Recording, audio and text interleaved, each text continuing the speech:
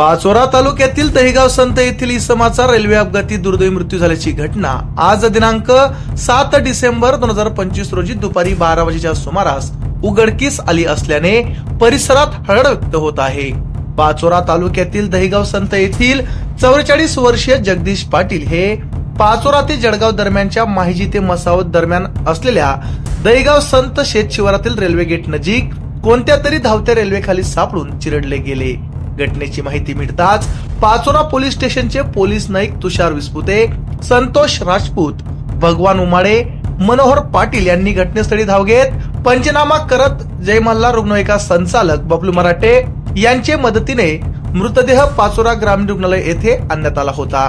मृतदेहाची ओळख पटवून नातेवाईकांच्या ताब्यात देण्यात आला आहे। त्यांचे पश्चात पत्नी, भाऊ, 2 मुली असा परिवार आहे। त्यांचे राहते गाव दहिगाव संत येथे त्यांच्यावर सायंकाळी 4 वाजता अंत्यसंस्कार करण्यात आले।